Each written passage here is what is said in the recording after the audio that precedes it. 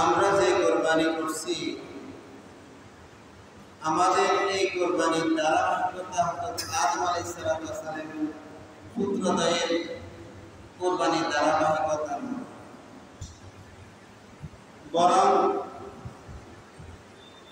আমরা যে কোরবানি করছি এই কোরবানি হচ্ছে হযরত ইব্রাহিম আলাইহিস সালাম তার কলিজার টুকরা সন্তান হযরত ইসমাঈল আলাইহিস সালামকে যে কোরবানি দিয়েছেন সেই কোরবানির ধারাবাহিকতা আল্লাহ রাব্বুল ইজ্জত ওয়াল জালাল হযরত ইব্রাহিম এবং হযরত ইসমাঈল আলাইহিস সালামের এই কোরবানিতে এত বেশি সন্তুষ্ট হয়ে গিয়েছেন আর সেই সন্তুষ্টির এই ধারাকে বিশ্ব মানবতার মাঝে কিয়ামত পর্যন্ত উজ্জ্বল দৃষ্টান্ত হিসেবে রাখার জন্যই আমাদের আল্লাহ তাআলা এই কুরবানি আবশ্যক করে দিয়েছেন। হযরত ইব্রাহিম আলাইহিস সালামের পুত্র ইসমাঈল আলাইহিস সালামকে যে কুরবানি দিয়েছেন,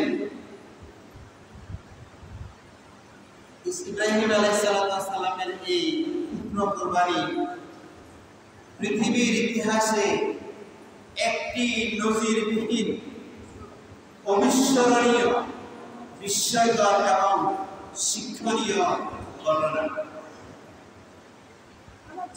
একজন গোলাম আল্লাহর প্রতি কতটুকু অনুগত হইলে পরে, আত্মসমর্পণ করলে পরে, সঁপে দিলেই পরে তার একমাত্র পুত্রকে আল্লাহ তাআলা সন্তুষ্টির নিরিখে কোরবানি দিতে পারেন। এইটা বোঝানোর জন্যই আল্লাহ তাআলা আমাদের জন্য এই সিলসিলাকে রেখে দিয়েছেন। সম্মানিত উপস্থিতি, হযরত ইব্রাহিম আলাইহিস সালাম তার বয়সে ৮৬ বছরে উপনীত হয়েছেন, কিন্তু তার কোনো সন্তান ছিল না। অবশেষে তিনি আল্লাহ রাব্বুল ইজ্জত ওয়াল জালালের কাছে দোয়া করলেন, রব্বি হাবলি মিনাস সালিহিন, ইয়া আমার রব তুমি আমাকে একটি নেক সন্তান দান করো। আল্লাহ রাব্বুল আলামিন তার এই প্রিয় খলিল যখন দোয়া করেছেন, প্রার্থনা করেছেন, সন্তান চেয়েছেন, আল্লাহ তাআলা তার সেই দোয়ায় সাড়া দিয়েছেন, দোয়াকে মঞ্জুর করেছেন, কবুল করেছেন। তখন তিনি তার প্রতি উত্তরে বলেন,